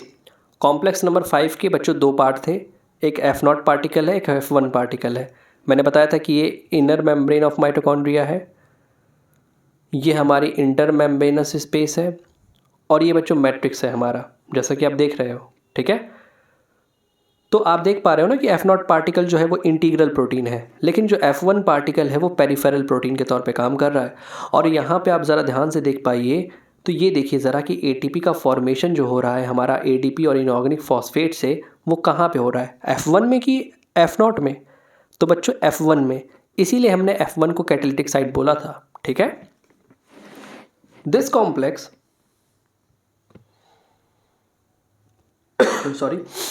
consists of two major components, F1 and F0। The F1 headpiece is a peripheral membrane protein। Peripheral protein उन्हें कहते हैं बच्चों जो surface पे पाए जाते हैं, integral उन्हें कहते हैं जो मेम्ब्रेन के अंदर एम्बेडेड होते हैं। भाई जैसे मानो कि आप किसी पार्टी में गए, लेट्स सपोज खाना खाने के बाद आप डेजर्ट के तौर पे आपने काला जाम खाने की सोची, तो आपने देखा होगा कि जनरली चाशनी के अंदर हमारे काला जाम डुबोए होते हैं, बट कुछ काला जाम ऐसे होते हैं जो चाशनी से बाहर होते हैं, जो सरफेस पे होते हैं। तो जो सरफेस पे होंगे उनको हम बोलेंगे पेरिफेरल प्रोटीन, और जो चाशनी के अंदर पूरी तरीके से डूबे हुए हैं उसे बोलेंगे इंटीग्रल। ठीक है, and contains the site for synthesis of ATP from ADP inorganic phosphate. तो जो F1 पार्टिकल होता है वो साइट कंटेन करता है ATP के सिंथेसिस का। F0 is an integral membrane protein complex that form the channel through which proton crosses the inner membrane. Basic सी बात है कि F0 के थ्रू जो प्रोटॉन का पंपिंग होता है वो फैसिलिटेटेड डिफ्यूजन के थ्रू होता है, जैसा कि हमने ऑलरेडी फोटोसिंथेसिस वाले चैप्टर में देखा था. The passage of proton through the channel is coupled to the catalytic site of F1 component of the production of ATP. Simple सी बात हमने ये ऑलरेडी डिस्कस कर लिया है. For each ATP produced, 4H plus passes through the F0 from the intermembranous space to the matrix down the electrochemical proton gradient. Her ATP के production के लिए 4H प्लस यूज़ होते हैं. शायद मैंने 2H प्लस आपसे बोल दिया था ना, सॉरी, प्लीज़ इसको करेक्ट कर लीजिएगा. जैसी इन्फॉर्मेशन वो आपको दे रहे हैं वैसे ही आप याद रखिएगा. फोटोसिंथेसिस वाले में होता था 2H प्लस वाला, बट ये जैसे NCERT इन्फॉर्मेशन आपको दे रहे हैं वैसे ही आप याद रखिएगा कि 4H प्लस पास जब करता है हमारा ATP सिंथेस से तो एक ATP का मॉलिक्यूल प्रोड्यूस होता है. सॉरी बच्चों, मूव करते हैं अगले टॉपिक पे जिसका नाम है द रेस्पिरेटरी बैलेंस शीट. बच्चों, रेस्पिरेटरी बैलेंस शीट का मतलब क्या है? देखिए, बैलेंस शीट का मतलब ये होता है कि जनरली अगर आप कोई खर्च करते हो, लेट्स सपोज आपको सैलरी मिली और आपने कुछ पैसे खर्च करे, कुछ सेविंग करी, कुछ ग्रॉसरीज़ में खर्च करे, तो आप बैलेंस शीट बनाते हो. आप ये देखते हो कि आपकी इनकम कितनी थी, आपके एक्सपेंसेस कितने थे, आपने कितना पैसा कहाँ पे खर्च करा, कितनी सेविंग्स करी. ठीक है, इसको बैलेंस शीट कहते हैं. रिस्पिरेशन में बैलेंस शीट का काम क्या है? सॉरी, रिस्पिरेशन में बैलेंस शीट का काम ये है कि हम इसमें ये कैलकुलेट करेंगे कि एक ग्लूकोज के मॉलिक्यूल से कितना एटीपी बन गया, या फिर हम किसी रिस्पिरेटरी सबस्ट्रेट को लेके चल रहे हैं तो कितना एटीपी जनरेट हो गया. ठीक है, यही कैलकुलेशन है यहाँ पे. आइए, it is impossible to make calculation of the net gain of ATP for every glucose molecule oxidize. भाई, आप सोच रहे हो कि हमने तो बड़ा सीक्वेंस में पढ़ा था कि ग्लूकोज को रिस्पिरेटरी सबस्ट्रेट के तौर पे लेके चलो, ग्लाइकोलिसिस करा लो, लिंक रिएक्शन करा लो, एरोबिक रेस्पिरेशन करा लो, क्रेब्स साइकिल करा लो, इलेक्ट्रॉन ट्रांसपोर्ट सिस्टम निकाल दिया, और इस तरीके से हम ये कैलकुलेट कर लेंगे कि कितने एटीपी जनरेट हुए. बट बच्चों, ये इतना सिंपल भी नहीं है. क्यों इतना सिंपल नहीं है? क्योंकि बच्चों, हमने एक सीक्वेंस में पढ़ा चीज़ों को, बट शरीर के अंदर हमारे एक सीक्वेंस में फंक्शन नहीं होते. भाई, लेट सपोज, इस बात को ध्यान से सुनिए. मानिए कोई ग्लूकोज का मॉलिक्यूल है, उसकी ग्लाइकोलिसिस हो गई, उससे पायरुविक एसिड बन गया, वो लिंक रिएक्शन भी कर लिया उसने, और लिंक रिएक्शन के थ्रू जो एसिटाइल कोएंजाइम ए बना वो क्रेब्स साइकिल में इंटर कर गया. ठीक, अब क्रेब्स साइकिल में वो इंटर किया हुआ है, तो अभी क्या चल रही है? Krebs cycle. पता चला एक और ग्लूकोज का मॉलिक्यूल आ गया, अब वो ग्लाइकोलिसिस में इंटर कर गया. तो उस वक्त अगर हम देखेंगे तो आपको क्या दिखाई देगा कि भैया ग्लाइकोलिसिस भी चल रही है, भैया क्रेब्स साइकिल भी चल रही है. तो हम किसको कहेंगे कि कौन पहले चल रहा है, कौन बाद में चल रहा? क्योंकि किसी भी सेल के अंदर एक ग्लूकोज का मॉलिक्यूल थोड़ी ना केवल इस्तेमाल होता है, बहुत सारे ग्लूकोज के मॉलिक्यूल इस्तेमाल होते हैं. वही बात इसने कही है कि हमने तो एक सीक्वेंस में पढ़ा है चीज़ों को, बट हमारे शरीर के अंदर ऐसा नहीं होता. हो सकता है क्रेब्स साइकिल भी चल रही हो सकता है ग्लाइकोलिसिस भी चल रहा हो.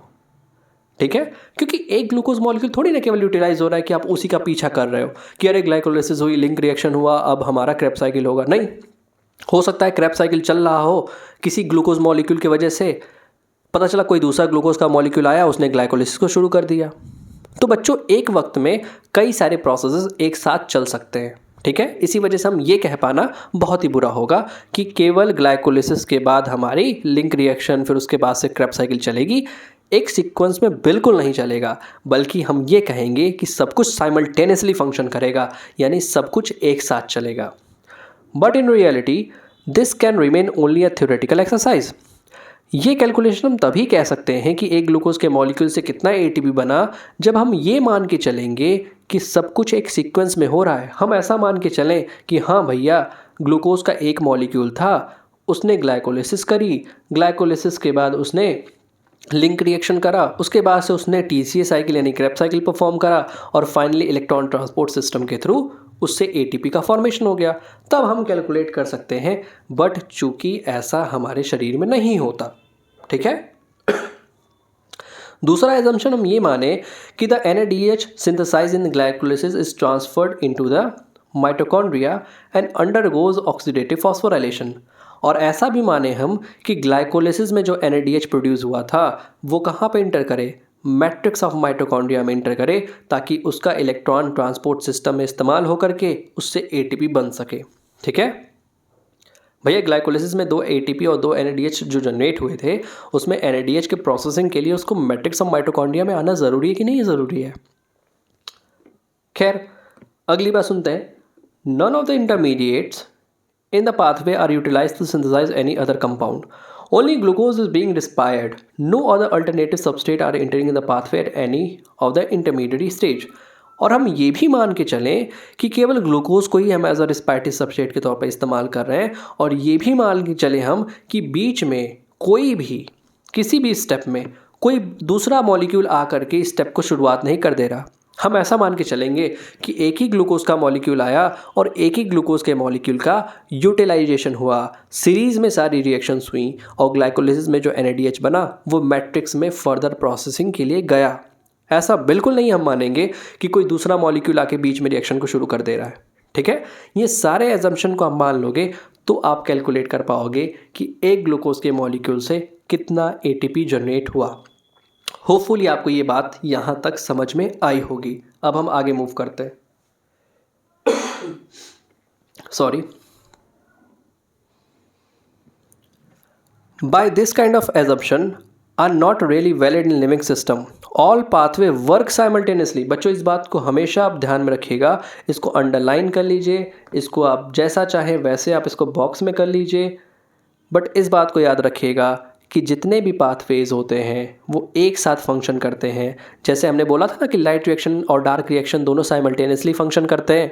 हाँ, लाइट रिएक्शन रुक जाए तो कुछ देर बाद डार्क रिएक्शन रुकता है, क्योंकि डार्क रिएक्शन के होने के लिए जो प्रोडक्ट चाहिए होते हैं वो लाइट रिएक्शन से आते हैं।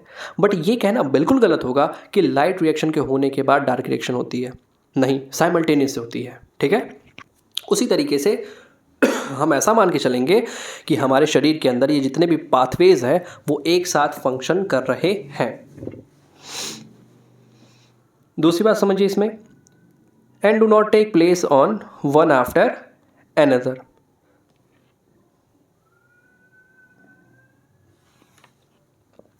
Substrate enter the pathways and are withdrawn from it when necessary. Basic सी बात है कि भाई रिएक्शन हो रही है और ग्लाइकोलिसिस हो रहा है, क्रेब्स साइकिल चल रही है, लिंक रिएक्शन चल रहा है और बीच में कोई ऐसा इंटरमीडिएट बना जिसका इस्तेमाल हमें चाहिए, भाई जिसकी आवश्यकता पड़ गई किसी दूसरे बायोमॉलिक्यूल के सिंथेसिस में, तो हम उसको विड्रॉ भी कर लेंगे। ठीक है, अभी ये बात आपको अच्छे तरीके से और समझ में आएगी जब हम नेक्स्ट पेज पे पढ़ेंगे। ATP is utilized as when needed. Enzymatic rate are controlled by multiple means. Yet it is useful to do this exercise to appreciate the beauty and the efficiency of the living system in extraction and storing energy. इन सारे बातों के बाद भी कि भैया ठीक है सारे प्रोसेस साइमल्टेनियसली फंक्शन करते हैं, फिर भी हम अपने जानने के लिए हम ये मान के चलते हैं कि चलो ठीक है, हम एक काम करते हैं कि सारे स्टेप एक सीक्वेंस में हुए, तो अब मुझे बताओ कि एक ग्लूकोज के मॉलिक्यूल से कितना ATP जनरेट होगा। तो बच्चों इसका जो रिजल्ट आपकी बुक में है वो है 38 ATP का। कितने ATPs का? 38 ATP का। There can be a net gain of 38 ATP molecule during aerobic respiration from one molecule of glucose. तो ग्लूकोज के एक मॉलिक्यूल से 38 ATP मिलते हैं। क्या किसी को डाउट है कि 38 ATP कहाँ से आए? तो आइए मैं आपके ईज़ के लिए इसका बात को भी समझा देता हूँ। जब हमने बच्चों ग्लाइकोलिसिस करी थी तो कोई मुझे बताया कि ग्लाइकोलिसिस जब हमने करा था तो ग्लाइकोलिसिस में क्या क्या मिला था ग्लूकोज के एक मॉलिक्यूल से। तो एक ग्लूकोज के मॉलिक्यूल से हमें 2 मॉलिक्यूल मिले थे पायरुविक एसिड के, जिसका केमिकल फार्मूला होता है C3H4O3। बच्चों 2 ATP मिला था और 2 NADH मिला था। क्या इतनी बात आपको क्लियर है? ठीक बच्चों, उसके बाद से हमने लिंक रिएक्शन कराई थी। लिंक रिएक्शन में अगर हम एक पायरुविक एसिड को लेकर चलते थे तो एक ATP बनता था और एक एसिटाइल कोएंजाइम में बनता था और CO2 का मॉलिक्यूल निकलता था। चूँकि हमारे पास रिएक्शन में 2 पायरुविक एसिड के मॉलिक्यूल हैं तो लिंक रिएक्शन जब आप कराओगे तो यहाँ पे 2 NADH जनरेट होंगे, जैसा कि ऑलरेडी आपको पता है। एक पायरुविक एसिड से जब एक एसिटाइल कोएंजाइम में बनता है तो एक NADH बनता है, तो 2 पायरुविक एसिड से 2 NADH बनेंगे। बात क्लियर हुई? ठीक। जब आपने क्रेब्स साइकिल कराई थी बच्चों तो क्रेब्स साइकिल के एक बार अगर क्रेब्स साइकिल चलता था, एक बार क्रेब्स साइकिल चलने का मतलब है कि एक एसिटाइल कोएंजाइम में बने। कितना? एक एसिटाइल कोएंजाइम का इस्तेमाल हो। बट एक एसिटाइल कोएंजाइम का अगर हम इस्तेमाल करते हैं तो बच्चों 3 NADH बन रहे थे। किस किस स्टेप में NADH बन रहे थे, और एक FADH2 बनता था और एक ATP या GTP आप कह सकते हो वो बनता था, ठीक। लेकिन चूंकि हमारे पास 2 एसिटाइल कोएंजाइम है, इस वजह से हम इनका ट्वाइस कर देंगे। जब आइसोसिट्रिक एसिड से आइसोसिट्रिक एसिड से हमारा ऑक्जेलोसक्सिनिक एसिड और उसके थ्रू जब अल्फा कीटोग्लूटारिक एसिड बनता था, अरे कह दिए भाई आ रहे हैं।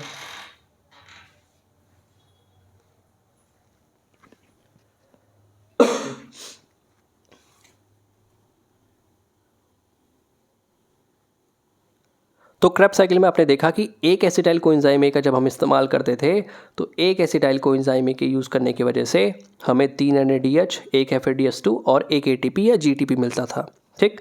लेकिन चूंकि हमारे पास 2 एसिटाइल कोएंजाइम ए हैं, इस वजह से हमने इसको ट्वाइस कर दिया। नेट गेन आप देखोगे तो 2 NADH यहाँ से आए, 2 NADH यहाँ से आए और टोटल 6 NADH क्रेब्स साइकिल से आए, एक ग्लूकोज के मॉलिक्यूल से। एक ग्लूकोज से 2 एसिटाइल कोएंजाइम ए बने और 2 एसिटाइल कोएंजाइम ए से 2 बार क्रेब्स साइकिल चलेगी। इस वजह से टोटल हमारे 6 NADH प्रोड्यूस होंगे। आप कैलकुलेट करोगे तो हमें कुल टोटल 10 NADH दिख रहे हैं। 2 NADH यहाँ पे, 2 NADH यहाँ पे और 6 NADH यहाँ पे, कुल 10 NADH है।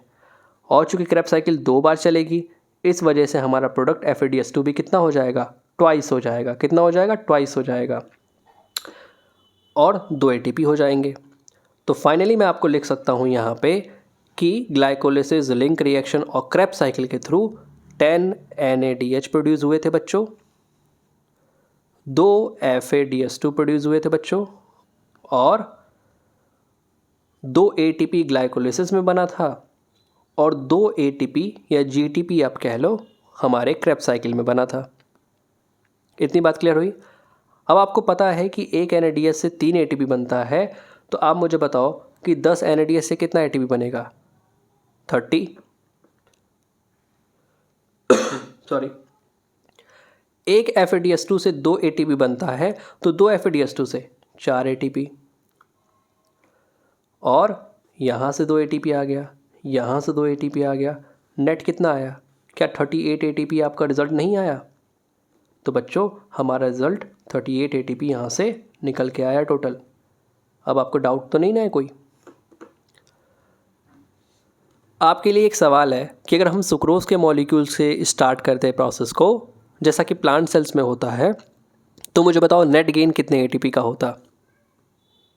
ठीक है, ये आपके लिए होमवर्क है और इसका जवाब आप कमेंट सेक्शन में कर सकते हैं। मूव करते हैं नेक्स्ट पेज पे बच्चों।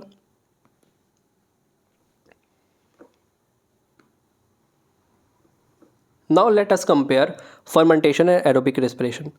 बच्चों फर्मेंटेशन में जो ग्लूकोज का मॉलिक्यूल था उसका पार्शियल ब्रेकडाउन होता था, जिससे कि बेसिक सी बात हमारे पास है कि केवल 2 ATP का जनरेशन होता था, ठीक है। लेकिन वहीं पे एरोबिक रेस्पिरेशन में कंप्लीट ऑक्सीडेशन होता था और CO2 और वाटर बन जाता था। In fermentation there is a net gain of only 2 molecule of ATP for each molecule of glucose degraded to pyruvic acid। Basic सी बात है कि फर्मेंटेशन में केवल इनकम्प्लीट तरीके से हमारा ग्लूकोज के मॉलिक्यूल का ब्रेकडाउन होता था, पायरुविक एसिड बनता था और केवल 2 ATP का नेट गेन हमें देखने को मिलता था। कितने का? 2 ATP का नेट गेन देखने को मिलता था, ठीक।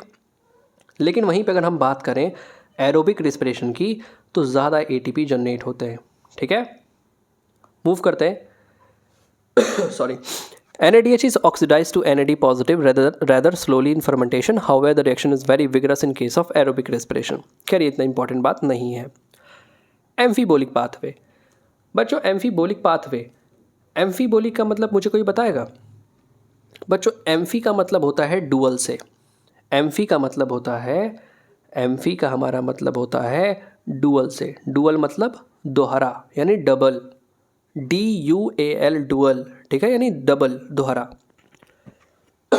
सॉरी, मैं थोड़ा सा आपको इसके लिए कुछ बताना चाहूँगा ताकि हम इसकी रीडिंग करें तो समझ में आ जाए।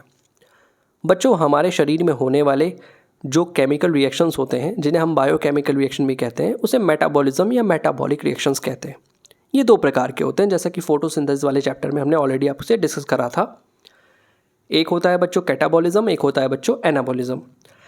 कैटाबॉलिज्म में किसी बड़े पार्टिकल को तोड़ करके छोटे पार्टिकल में तब्दील करते हैं और एनर्जी लिबरेट होती है।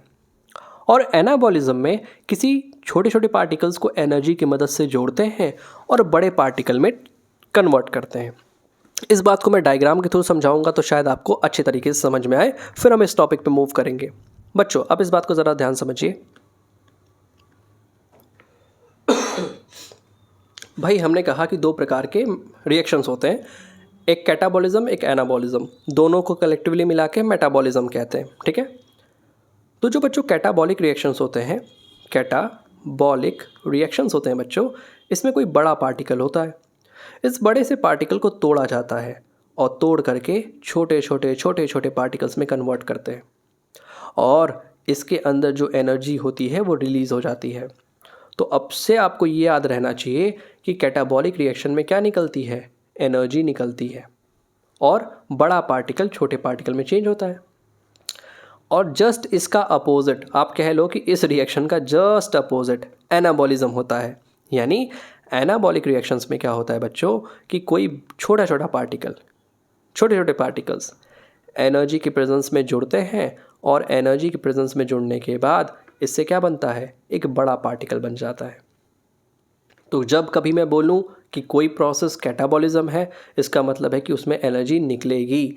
मैंने बोला एनाबॉलिक प्रोसेस है, इसका मतलब ये जुड़ने वाली प्रोसेस है। आप इसको ऐसे याद रखिए कि छोटे छोटे मॉलिक्यूल्स एनर्जी नाम के ग्लू की मदद से जुड़ करके एक बड़े से मॉलिक्यूल का फॉर्मेशन करते हैं। ठीक, मैं आपसे पूछूं फोटोसिंथेसिस कैसा प्रोसेस है, कैटाबॉलिक या एनाबॉलिक? इसका आंसर आप कमेंट सेक्शन में करिए। खैर इसका आंसर मैं आपको दे देता हूँ कि वो एक एनाबॉलिक प्रोसेस है, क्योंकि छोटे छोटे CO2 के मॉलिक्यूल्स उसमें जुड़ते जाते हैं और एनर्जी की मदद से यानी लाइट एनर्जी की प्रेजेंस में वो बड़े कार्बोहाइड्रेट की सिंथेसिस कराते हैं। ठीक, रेस्पिरेशन हम देखेंगे कि वो कैटाबॉलिक प्रोसेस भी है और एनाबॉलिक प्रोसेस भी है। इसी वजह से उसको हम क्या बोलते हैं, एम्फीबॉलिक पाथवे कह रहे हैं। ठीक है, आइए अब हम आगे पढ़ते हैं।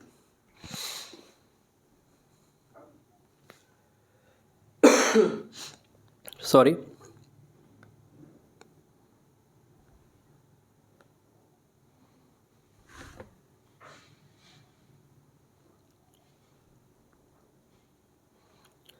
Glucose is the favoured substrate for respiration. Basic सी बात है कि मेनली हम कार्बोहाइड्रेट खाते हैं और कार्बोहाइड्रेट में भी ग्लूकोज खाते हैं।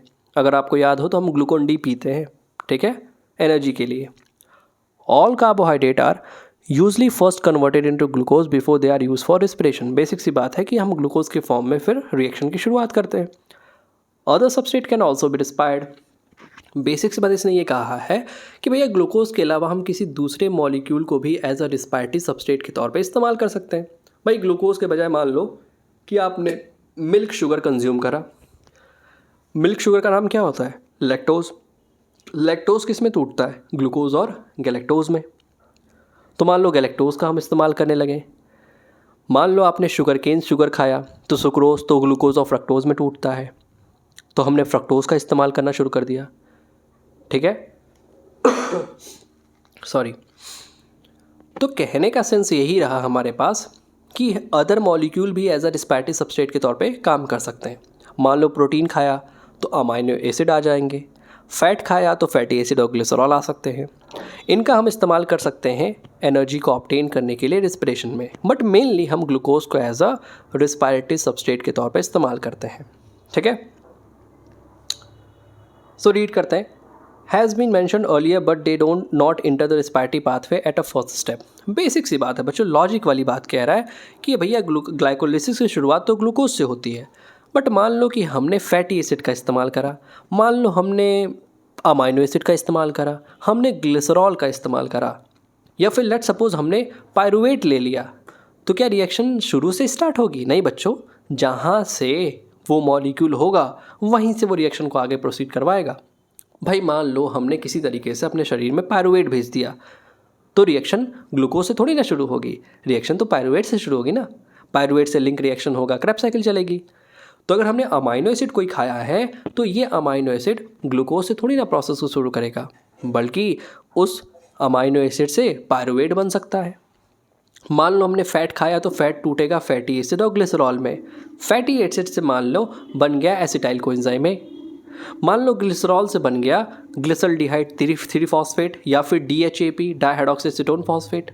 तो रिएक्शन तो वहाँ से शुरू होगी ना, ग्लूकोज से थोड़ी ना शुरू होगी। वही बात इसने कहा है कि अगर हम दूसरे रिस्पायरेटरी सबस्ट्रेट को लेते हैं तो रिएक्शन पहले स्टेप से थोड़ी ना शुरू होगी। See figure 12.6 to see the point of entry of different substrate in the respiratory pathway. बच्चों, इस बात को समझाने के लिए मैं सीधे डायग्राम वाले पोर्शन पे जाता हूँ नेक्स्ट पेज के, आपको समझ में आएगा। भाई हमने ग्लूकोज खाया, लेट्स सपोज कार्बोहाइड्रेट खाया, तो सिंपली रिएक्शन ग्लूकोज से शुरू होती थी और ये हमारा ग्लाइकोलिसिस का स्टेप होता था और पायरुविक एसिड बन जाता था। बट लेट्स सपोज हमने प्रोटीन खाया, प्रोटीन सिंपलर फॉर्म में अमाइनो एसिड में टूटता है, तो ये अमाइनो एसिड जनरली रिएक्शन में कहाँ पे इंटर करते हैं? अमाइनो एसिड से जनरली पायरुविक एसिड बन जाता है। हमने फैट खाया तो फैट टूटता है फैटी एसिड और ग्लिसरॉल में। अगर फैटी एसिड है तो जनरली वो एसिटाइल कोएंजाइम ए के फॉर्म में कन्वर्ट होता है। ग्लिसरॉल है तो जनरली वो किस में कन्वर्ट होता है? बच्चों, ग्लिसरॉल है तो जनरली वो कन्वर्ट होता है DHAP में या फिर ग्लिसरल्डिहाइड 3 फॉस्फेट में। तो आप देख रहे हो ना कि लेट्स सपोज अगर हमने अमाइनो एसिड को एज अ रिस्पायरेटरी सबस्ट्रेट के तौर पे लिया तो ये रिएक्शन को कहाँ से शुरुआत करेगा? पायरुवेट से शुरू होगा, न कि ग्लूकोज से। अगर हमने फैटी एसिड खाया होगा तो हम रिएक्शन को एसिटाइल कोएंजाइम ए से शुरू करेंगे ना, यहाँ से थोड़ी ना शुरू करेंगे, ग्लूकोज से थोड़ी ना शुरू होगी। वही बात इसने कही है। होपफुली आपको ये बात समझ में आई होगी। Sorry,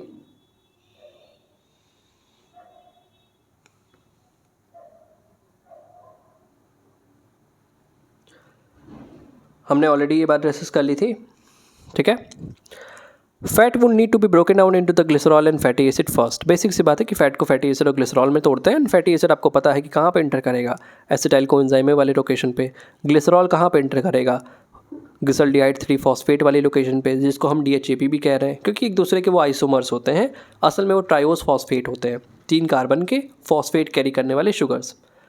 The protein will be degraded by proteases and the individual amino acid after deamination depending on the structure would enter the pathway at some stage within the Krebs cycle or even as a pyruvate or acetyl coenzyme A। Protein खाया तो protein amino acid में टूटेगा।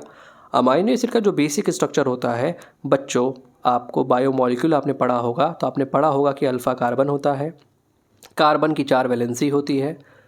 Amino acid, जैसा कि भाई साहब का नाम है अमाइनो एसिड, इसका मतलब है कि इसमें अमाइनो ग्रुप होगा, यानी NH2 ग्रुप होगा। लेट्स सपोज ये हमारा NH2 ग्रुप है, अमाइनो ग्रुप है।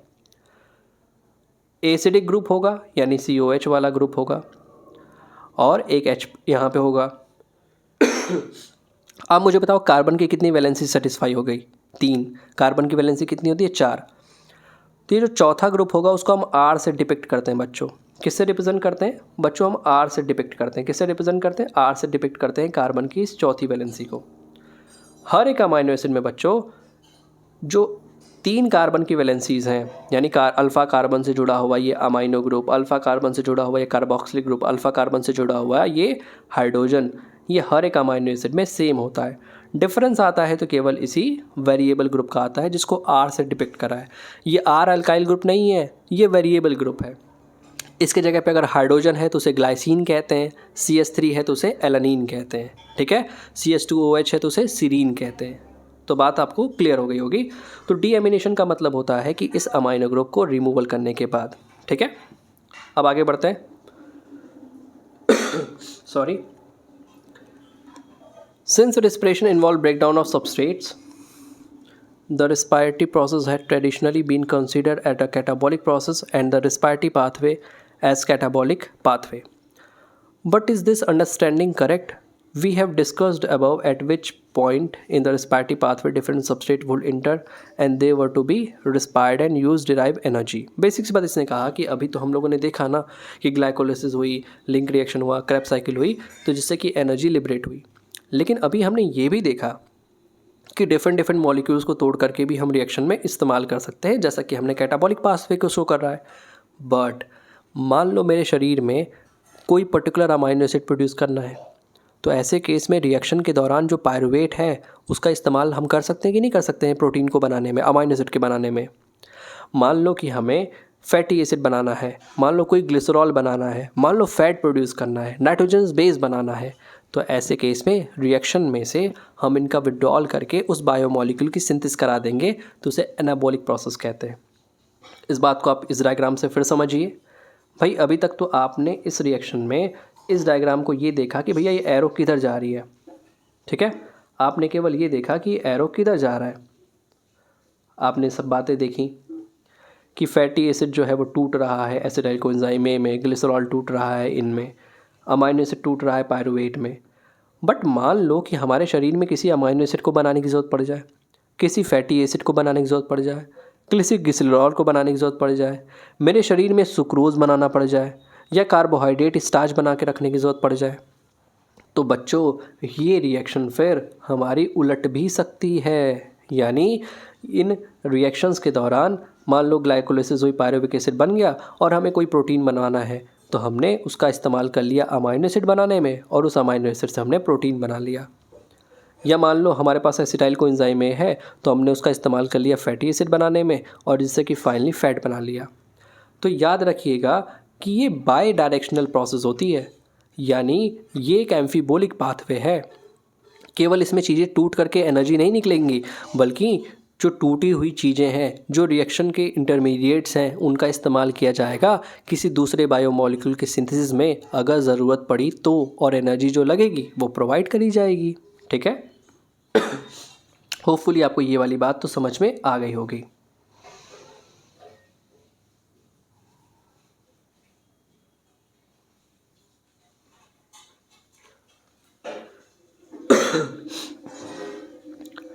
What is important to recognize is that these very compounds that will be withdrawn from the respiratory pathway for the synthesis of said substrate.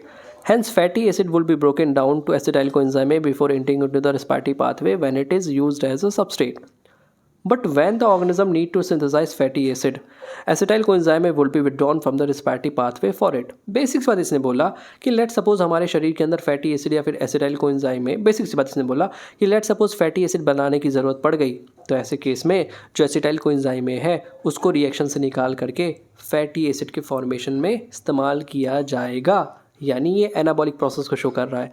Collectively मिला करके हम इसे एम्फीबोलिक pathway कहते हैं। Hence, the respiratory pathway comes into the picture both during breakdown and synthesis of fatty acid. यानी respiration हमारा एक एम्फीबोलिक pathway है जिसमें ब्रेकडाउन भी हो सकता है और इस प्रोसेस के थ्रू किसी दूसरे बायोमोलिक्यूल की सिंथेसिस भी हो सकती है। Similarly, during the breakdown and synthesis of protein 2, respiratory intermediate form the link. Breaking down process within the living organism is said to be catabolism, और वहीं पे जहाँ पे हम किसी चीज़ की सिंथेसिस करते हैं तो उसे एनाबॉलिज्म कहते हैं, ठीक है।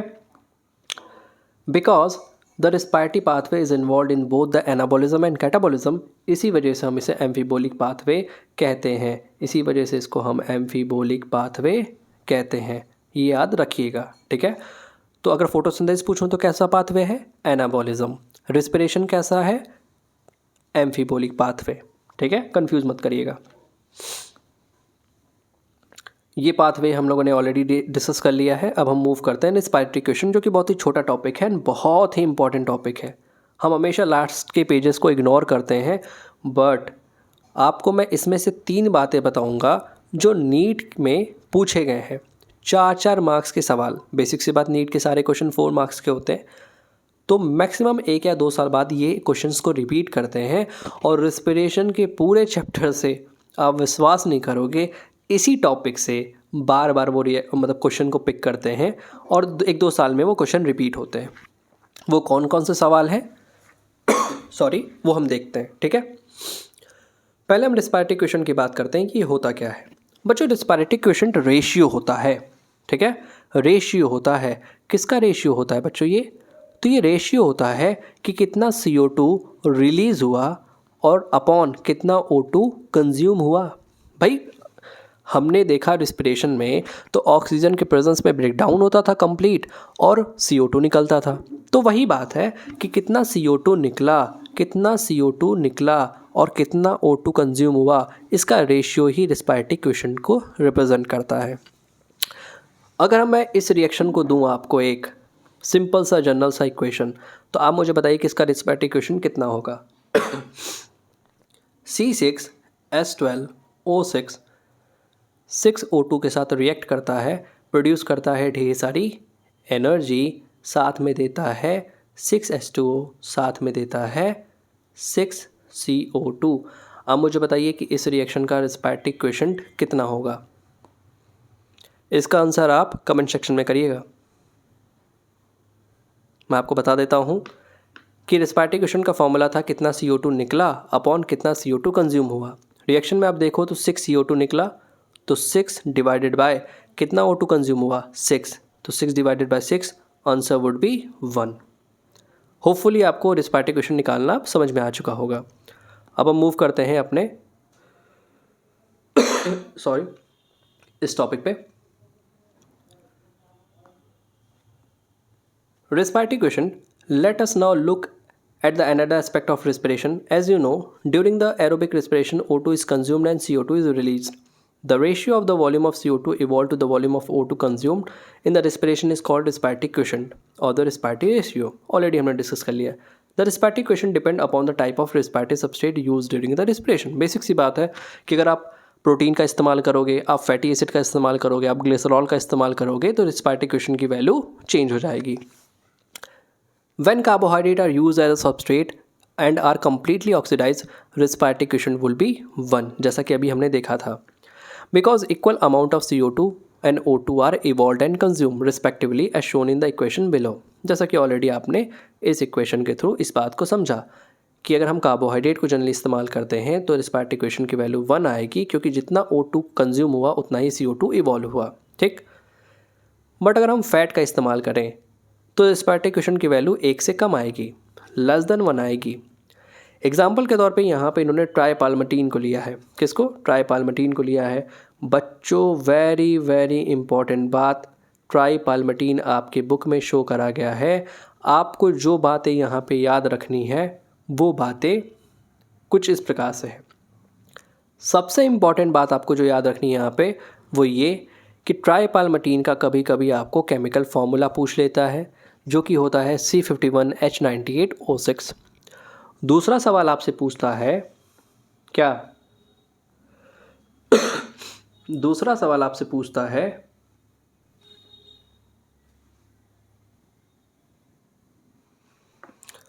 कि अगर हम ट्राइपाल्मिटीन का इस्तेमाल करते हैं तो रेस्पिरेटरी क्वोशिएंट की वैल्यू कितनी आएगी? 0.7। ठीक है, ये याद रखिएगा। तो इस वाले हेडिंग से आपको जो बात याद रखनी है, अगर आप हो सके तो इस इक्वेशन को भी याद रखिएगा, बट आप अगर कुछ भी नहीं याद रख सकते तो जो 2 बातें मैंने बॉक्स में लिखी हैं, जैसे कि केमिकल फार्मूला ऑफ ट्राइपाल्मिटीन और उसका रेस्पिरेटरी क्वोशिएंट की वैल्यू, वो याद रखिएगा, जो कि है 0.7। मैंने आपसे 3 बातें बोली थी, जिसमें से 2 बातें मैंने ऑलरेडी आपसे डिस्कस कर ली। तीसरी बात आती है इम्पॉर्टेंट वाली कि अगर हम प्रोटीन को एज अ रेस्पिरेटरी सबस्ट्रेट के तौर पर इस्तेमाल करते हैं तो रेस्पिरेटरी क्वोशिएंट की वैल्यू कितनी निकल के आती है? 0.9। ये मेरा रहा आखिरी बात। ठीक, ये बात याद रखिएगा। What is important to recognize is that in a living organism, respiratory substrate are often more than one. Pure protein or fat are never used as a respiratory substrate. ठीक है, ये बातें रहीं। होपफुली आपको ये पूरा चैप्टर समझ में आया होगा। किसी प्रकार का अगर आपको चैप्टर में डाउट रहा तो प्लीज़ आप कमेंट सेक्शन में मेंशन कर दीजिएगा। ठीक है, नेक्स्ट वीडियो हमारी होगी प्लांट ग्रोथ एंड डेवलपमेंट पे। थैंक यू आज के लिए।